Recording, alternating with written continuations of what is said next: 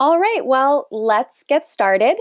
Welcome everyone to our Barnraiser webinar. My name is Gina Giarmo, and I want to thank you for joining us for the crowdfunding for the Food+City community. And we are especially thrilled to have Food+City joining us. Please note that we'd love to have you save your questions at the end. We will be having a question and answer period, but we are also live tweeting at this event. So direct any questions before or after our webinar and time together with the hashtag #BarnRaisedFood+City. Let's get started.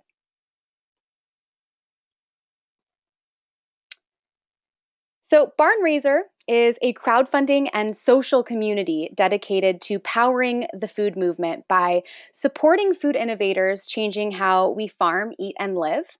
We are interested in any and all projects moving us collectively towards a more healthy and sustainable world.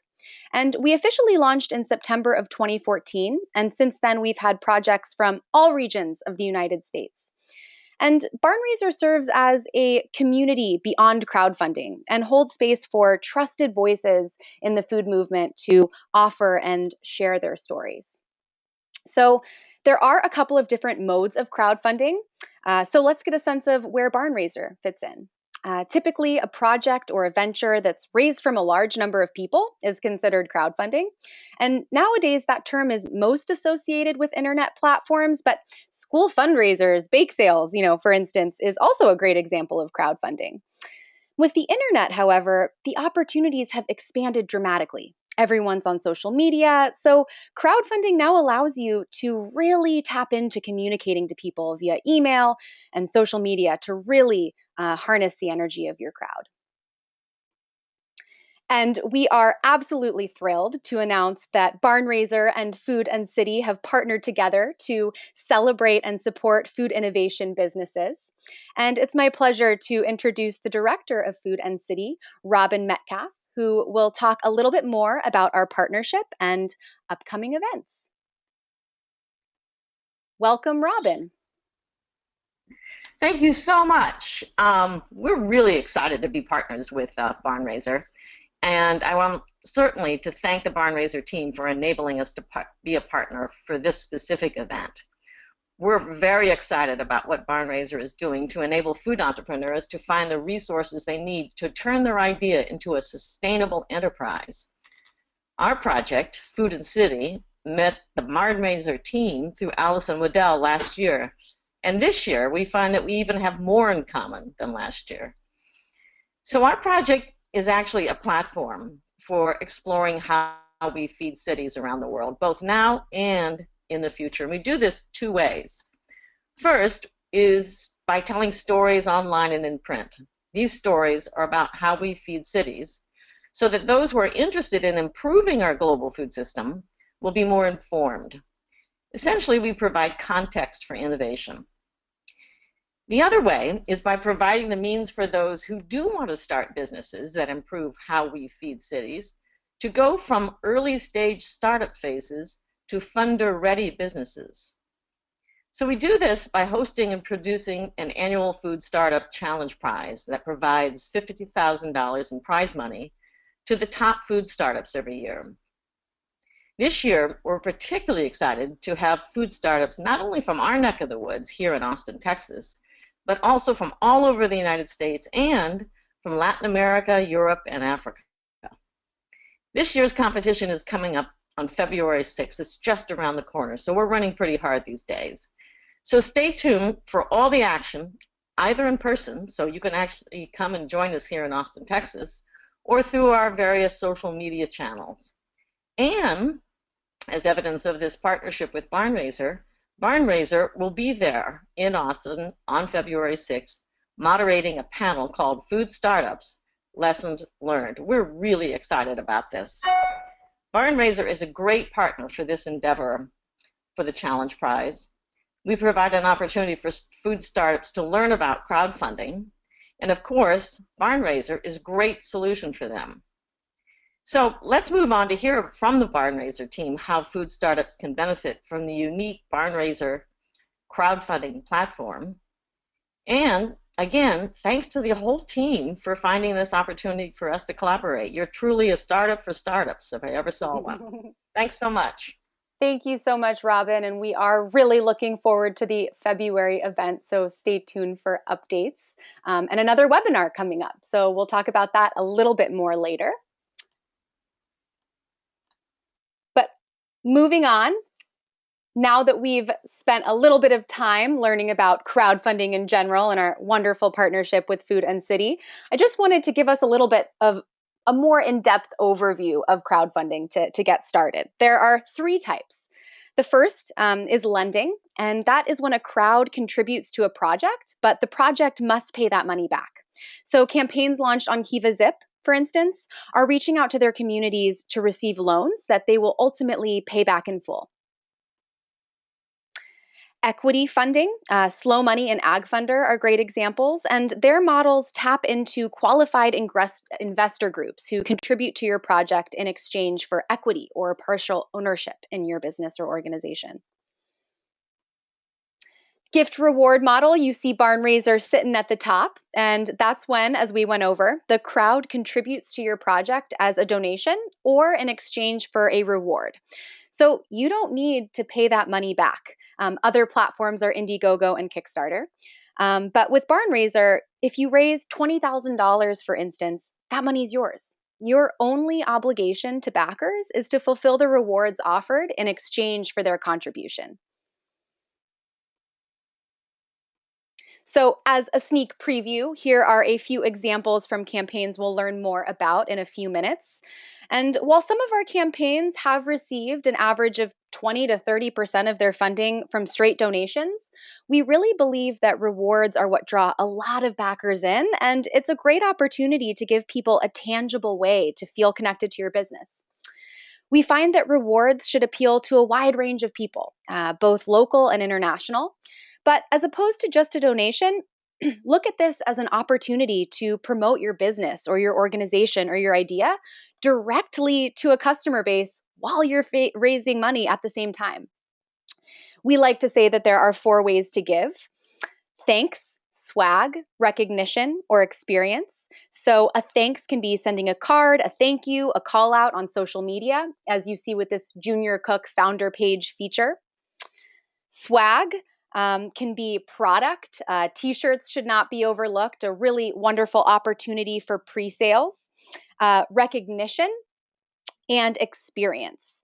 So giving recognition can be a name on a site or a donor wall, naming rights or a sponsorship, and giving an experience, a restaurant meal, a farm tour, a class, or consulting, as you see here with My Mom's Mole's a $100 exclusive dinner. So why Barnraiser? Barnraiser connects you, the user, the innovator, to a wider audience of good food supporters. People visit our site because they believe in and want to support good food. And we find that around 41 million Americans align themselves with health and sustainability, and those people are looking to rally around champions of the food movement. So we're making that connection through press, social media, our sponsors, and our general audience. And because our audience is so focused and connected, our 65% success rate is double that of other crowdfunding platforms' food-related projects. The typical Barnraiser raise is about $5,000 and $25,000, and our average campaigns raise about $12,000. And again, that's about 3 times as much as the average food and ag-related projects on other platforms. And that 65% success rate directly relates to the high level of attention and support through the Barnraiser team, really throughout your experience. Your project won't be one of 50,000 on a site with an unfocused audience. It's really our job to provide a platform that drives additional exposure to innovators like you, reshaping how we eat and live. And Barnraiser, because of that, was founded by food people for food people. So you'll receive personal advice from a team with years of experience in the good food and farming world. We are nutrition educators, chefs, gardeners, food producers, restaurateurs. The list goes on, and we are personally invested in your success. You're also guaranteed strong homepage placement and social media support. And we act as advisors, editors, and we ultimately like to say cheerleaders. We're really on your team. So, with that, let's jump into the meat of our webinar today. We've had a number of successful projects that we'll talk about and highlight, and they all share a few keys to their crowdfunding success. So, let's dive in. This is My Mom's Mole from Watsonville, California, and founder Cesario Ruiz is on the left. He raised just over $9,500 to increase the production capacity for his instant mole company after a year of slow but steady growth. Now, in California, even with such a large Mexican population and endless incredible Mexican cuisine, mole is not as easy to find as one might think. And the project itself, to raise money for a mole business, an instant mole business at that, is already quite intriguing and exciting. A large aspect of what brought Cesario funding success, though, was that he really took time to tell the story beyond the brand. So it's quite important to make your story personal and share your passion. If you visit his page, and we'll send you links to all of the campaigns we highlight today, you can read the origin story of mole itself, My Mole's commitment to preserving authentic Mexican cuisine and their mission to support local farms by using their produce. You can really feel the passion behind the business right on the page. So find an opportunity to tug at your audience's heartstrings and share your heart. We all know that choosing a career in food is chosen primarily for passion and not to get rich quick. So explore those really interesting parts of your story and anything that can draw more attention to your campaign. And share the bigger picture. With Cesario's $9,000 goal, he outlined how funding would help My Mom's Mole forge local farmer partnerships, give back to other like minded businesses and organizations, and decrease the cost of his cooking classes to make them more accessible to his community. So, whether you're incorporating a few goals into one campaign, market testing your brand, or spreading awareness, take the time to talk about those next steps and how your campaign can impact a wider network so your community can get excited about knowing exactly how they're supporting you. And show your face and make the ask. Cesario was right there on his video. He was making phone calls, sending out updates and emails all throughout his campaign. And the reason you'll find why your audience is so interested in supporting your project and watching your campaign succeed is because they support you and they want to hear from you throughout the duration of your campaign. This is Regrained, a delicious energy bar made from upcycled grain from urban craft breweries. A surprisingly decadent waste product with a great source of plant protein, dietary fiber, and a great story. And Regrained raised just over $30,000 to upgrade their recipe, packaging, and just overall process. And in order for their campaign to find success, even with such an incredibly unique story, it was essential for them to find their audience. And we need to do this anyway to see our businesses thrive. So, crowdfunding functions as a marketing and promotional campaign in addition to raising money. And even though this is called crowdfunding, the word crowd often feels big. So, we've really started to refer to it as community funding since the dollars and energy that really shine through come from your local community. It's important to note that on all crowdfunding websites across the board, an average of 2/3 of your funding will come from your immediate community, and the other 1/3 may come from outside your network, which may be the extended Barnraiser community or through social media. So these are folks who you know, your friends, your family, your current customers, and people you don't yet know. Friends of friends, potential customers, a general audience, really anyone who you think would be interested in funding and supporting your success. And the closer they are to you, the more likely they are to take action, spread the word, and pledge to your campaign. So find 10 of your closest friends to pledge on the first day so they can help spread the word instead of reminding them on week 2 or 3 that they've yet to contribute. If you're hearing this and you feel like you really need to increase your audience or currently have a smaller amount of customers to make a large impact, build a team. And this is helpful regardless of your audience size, too. It's very helpful to have advisors, supporters, and overall help managing your campaign. So look for natural partnerships and establish them before your launch. Regrained made sure that their partner breweries knew about their upcoming campaign and they pledged to both support and advertise. Look at any involvement you have in your local and regional community and who else would benefit from your success. So, connect with local restaurants, local farms, farmers market associations, distributors, anyone who you think would be interested in spreading the word. And then reach out. We find that email is queen because it's somehow way more convenient for backers to click and pledge immediately. And we find that typically around 5 to 10% of your email list will actually pledge around $75. And while that may not sound like a lot, focusing on your energy on finding partnerships with extensive mailing lists. So your 300 people can turn into 1,000 people, which will turn into 100 backers. Facebook and other social media tools are also valuable and will definitely support your campaign. However, you need to promote on Facebook and Twitter, for example, extremely regularly.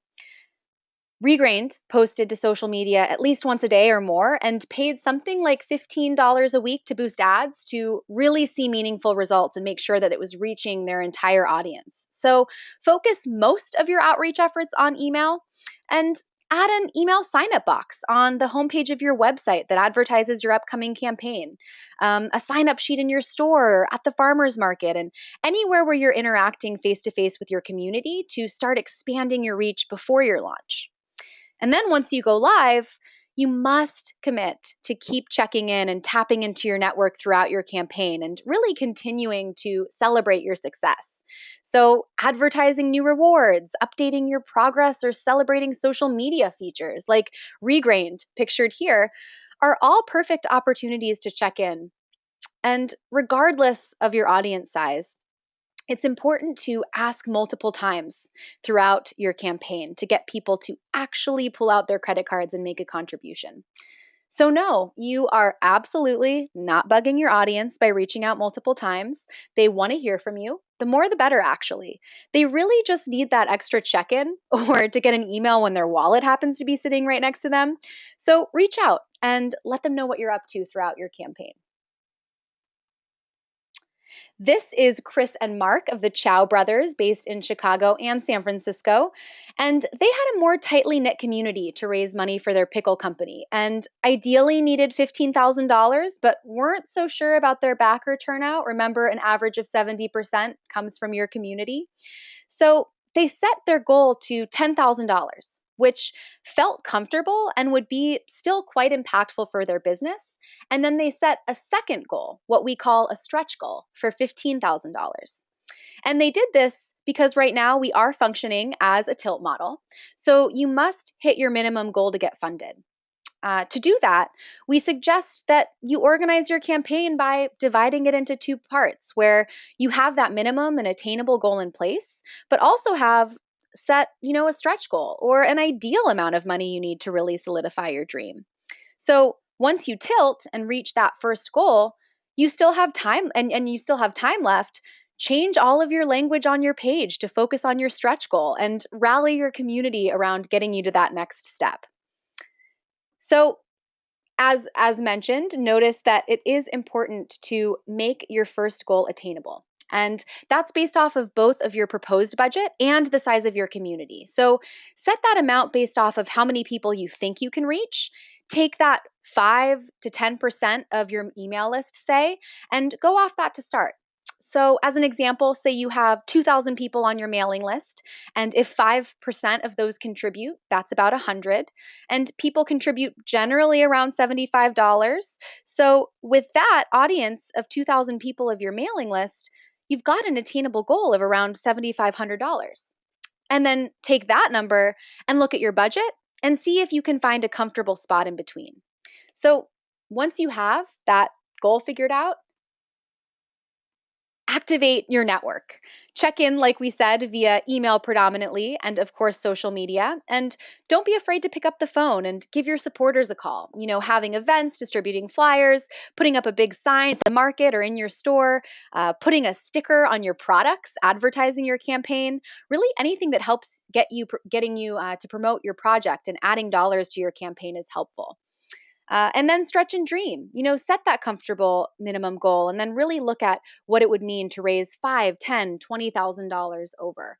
And this is actually an excerpt from a Chow Brothers letter, and I will send you our blog post, The Anatomy of a Great Ask Letter, and you'll see that they really have fun with it. It's a time to show your personality and get people excited about pledging.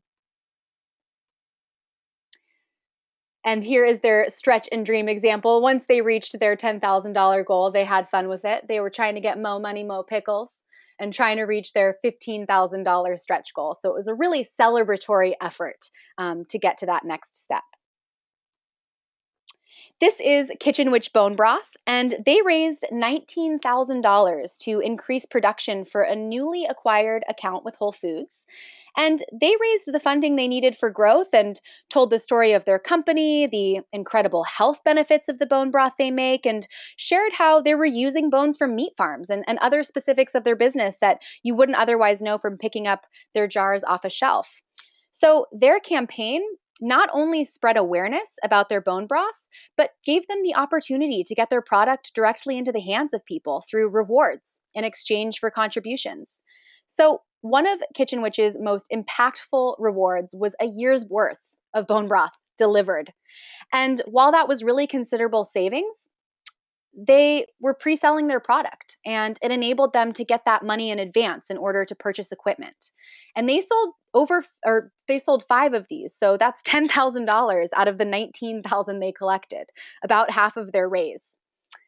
Their campaign also significantly expanded their community and opportunities. Before their campaign, actually, they initially approached Slow Money for a loan and were turned down because they were still a little bit too small and they didn't feel they were quite ready for that yet. So they came to Barnraiser, raised $19,000, and were able to circle back with Slow Money a few months later and secured a $50,000 grant. So their campaign was a slice of the pie to an overall funding or to their overall funding needs. And they built their customer base and community simultaneously. So through crowdfunding, you're tapping into your current supporters and expanding your network that will allow you to grow down the road, which is, the exposure you need to forge new partnerships, distributors, or other funders. And we see this with many of our campaigns. 3 months down the road, for instance, someone will come on through an offer, a grant or a donation, or come on as a new client. And because it's a public event, unlike private fundraising, it's occurring in that public sphere and bolsters your company long after your campaign. So, as you may have discovered already, crowdfunding is asking people to join you, to participate in your business in a really meaningful way. And that goes beyond simply asking for money or for a donation. It's really that give and get relationship. People back your campaign because they want to support your business or your organization, and they also want the reward itself. So, speak up. You are your biggest cheerleader and really are the best person to tell your own story. Get the word out, ask other people to help you, and you have to be willing to be the spokesperson for your campaign and enlist your whole team on board to spread the word. This is Republic of Jam, and they raised just over $12,000 so owner Lynette Shaw could pass on the business to her son and open Willamette Valley Cookspace, a local commissary kitchen. And everyone was involved, sending out emails and encouraging their friends to participate, and were a valuable part of the process and had quite a bit of fun on social media too. Again, really incredible chance to have fun and interact with your community, share your story, and encourage them to join you. So, if you have a board of directors, for instance, get all of them together and commit them both to being backers and to reach out to their networks throughout the campaign. And you got to be direct when you do. We hear every so often that crowdfunding feels like a handout, and it feels weird and sometimes wrong to just ask for a handout. But crowdfunding is not a handout. It is really a give and get exchange. You are promoting your business and selling product or experiences through the crowdfunding campaign. And you want to take this opportunity, like I said, to be celebratory and proud of what you do. So have fun and really be playful. Willamette Valley Cookspace and Republic of Jam posted as they were nearing the end of their campaign and throughout videos and memes of Kermit the Frog screaming yay and hilarious and informational updates around where they were in their funding goal. And you can really feel the passion they have for their business and the joy they have around getting their audience excited about supporting them. As a backer myself, I had so much fun and was thrilled whenever I got an update from them in my inbox. And I even increased my pledge. And we often do see spikes in contributions right after a campaign has sent out an update or an email. So speak up, be direct, and really take pride in this opportunity to promote your business. Again, your community wants to hear from you. So, to recap our few keys to crowdfunding success: tell your story, really share that passion behind your project. Find your community and list your friends and family to support and advertise your campaign, and also find those natural partnerships, those restaurants and other brands that you work with who will help you promote as well. Set the right goal, set that initial goal that feels really attainable for your audience size, and then, of course, stretch and dream and don't lose momentum for that next step.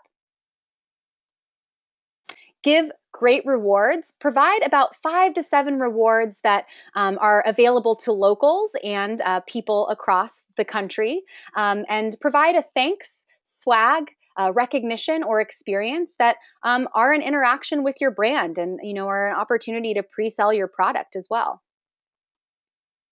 And be fearless with the ask. This is an incredibly participatory and exciting way to communicate with your followers on another level. So be excited about those next steps and the fact that you can have your customers join you in that.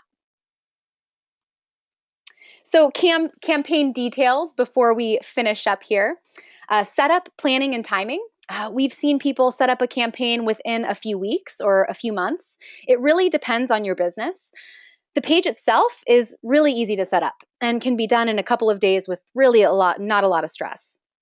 The length of campaigns generally last from 30 days to 60, and it can be less or more. It's really dependent on your business and your timing and how that works for you as far as the time you're able to commit to reaching out. The Barnraiser fee structure: we are a for profit organization, and we do take a 5% flat fee for using the platform itself and our overall support. And then there's a credit card processing fee that runs between 4 and 5%. So you can estimate if you raise $10,000, you're going to get 9,000 straight into your checking account if you succeed. And how to get started? Really, by being here today, you already have. And we have everything on our website to take you through building your draft, which we'll dive into next. So, next steps: prepare your project. Simply go to barnraiser.us and you'll find a Start a Project button at the top of your screen. And I will also send you a link to that in our follow up. And you really just start filling out our modal, and that'll take you straight into the draft where you build your page.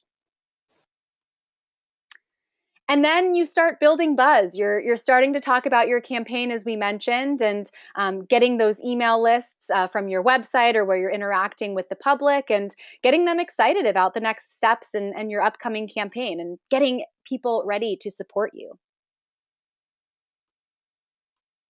And then getting funded. We've had a number of successful barn raisers, and I will send you the people that we have highlighted today so you can check out how they built their page and their reward section. But beyond getting funded is, as you may have noticed, crowdfunding is asking people to join you and is really a really incredible interactive way to launch a marketing and promotional campaign to promote your brand and pre-sell your products.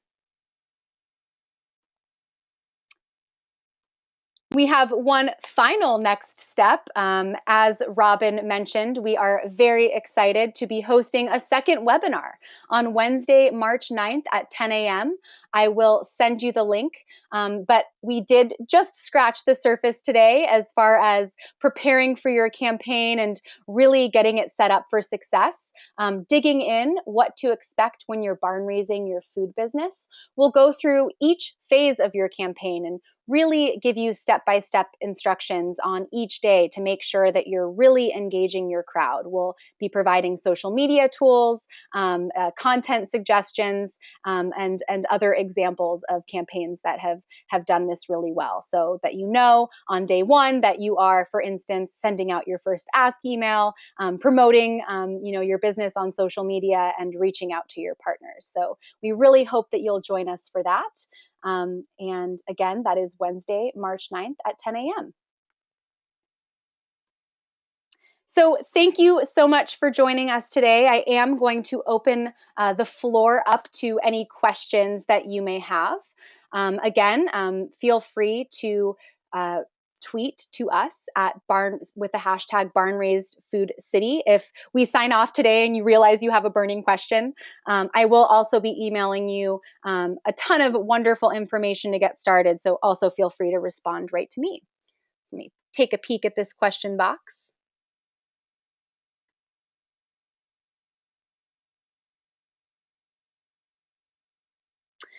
So from Rob Ryman, thank you. Do the providers of the crowdsourcing platforms have a known community of donors? If so, how big is Barnraiser and how does that compare to other platforms?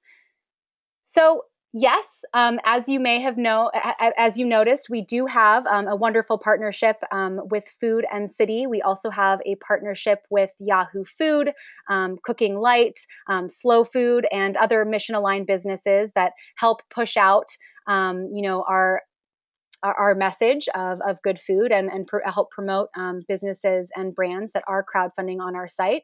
However, as mentioned, though Barnraiser promotion really does help with traction as far as funding campaigns, crowdfunding across the board is an opportunity really for the business to tell their story. And Barnraiser takes that momentum of a campaign's consistent communication to then help promote out. So your promotion and consistency and outreach is really what gets that momentum started.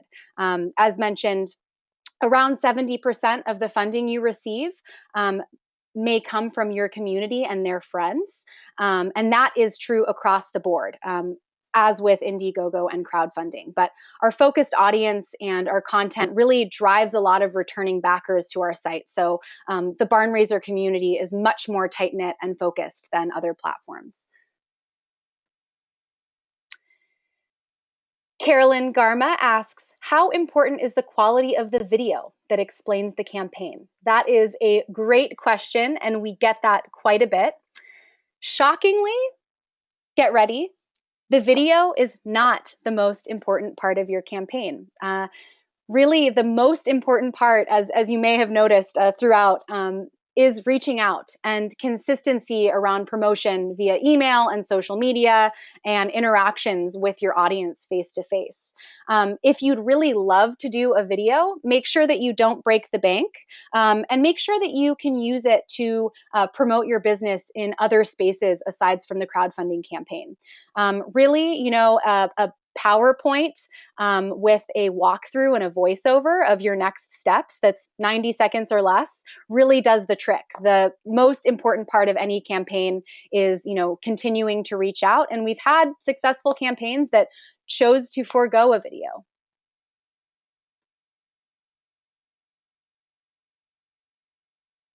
How much activity do you get in Colorado? Thank you, Cindy. Again, we have supported projects in over 40 states and have raised over $1 million for campaigns across the country. Our most recent Colorado campaign was Local Food Shift Magazine, and they did quite well. Really what we find is once a state gets activated that we haven't reached yet, and we've reached almost all of them, we really start seeing a snowball effect of other campaigns locally to that region who are excited about crowdfunding. So again, it will be just as active as your outreach, and we do have many Colorado projects coming in the pipeline as well. So stay tuned. I'll make sure to keep you posted, Cindy. So I am not seeing, oh, there we go, from Amanda.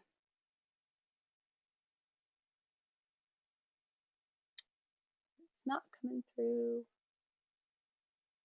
Do you have very many nonprofit organizations that use Barnraiser? Is it appropriate for such organizations? Yes, of course. We're focusing in more on food businesses today with our partnership with Food+City, though this is a very valuable resource for nonprofit organizations. We've worked with many nonprofits as their for their Giving Tuesday and year-end organization asks. So it really is a wonderful way to grow and expand your audience beyond your growth, beyond that donor list, and really something to look at and come back to each year, depending on your fundraising needs. Thank you, Amanda. That was a great question.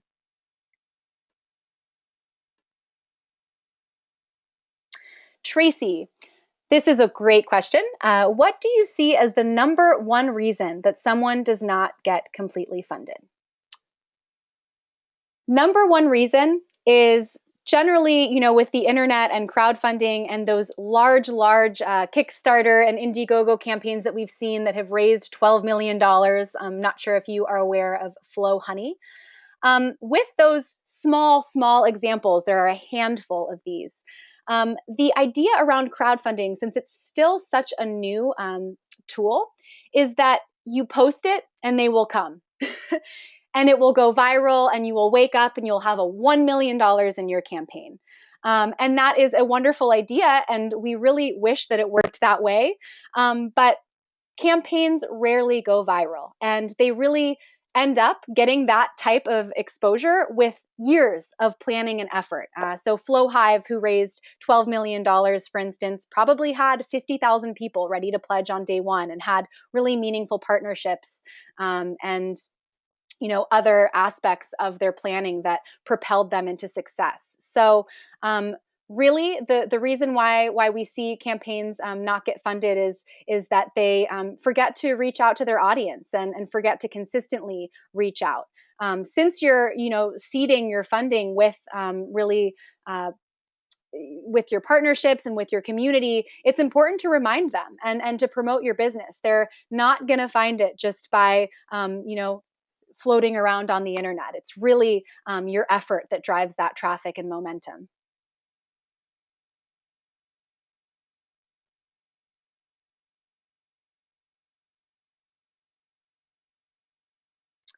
So, Andrew, I am seeing your last question, very specific to your project, agroforestry in Northern California. And I will hold your question and reach out to you directly. I'd love to check in and help you really tailor your campaign and set the right goal. And as with anybody listening today, I will send a follow-up email. We really are on your team every step of the way and are more than willing to check in with you and help you plan your project for success. One last question. From Tanuja, is there any area that's already oversaturated on Barnraiser? No. We are so specific to good food and farming and agriculture and other categories of Barnraiser. And because we're such a focused audience around food and farming, people come to find new food and farming projects every day. So there are quite a variety, and again, quite a number of local and national campaigns that do quite well on our site. And it's because of that focus that really helps propel them to success.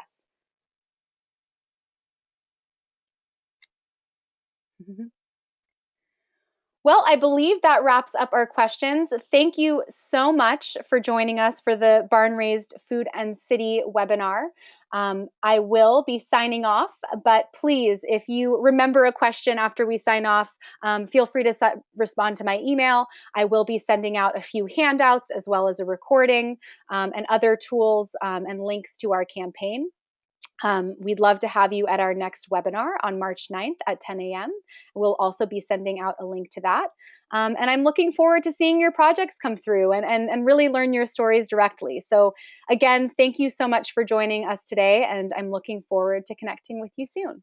And thank you again to Robin and Jen and the entire Food and City team for partnering with us and putting this together. We are absolutely thrilled to be moving forward and sharing content and interacting with each other and collaborating on a more deeper level. So stay tuned, and it really was a pleasure to be here today. Thank you so much.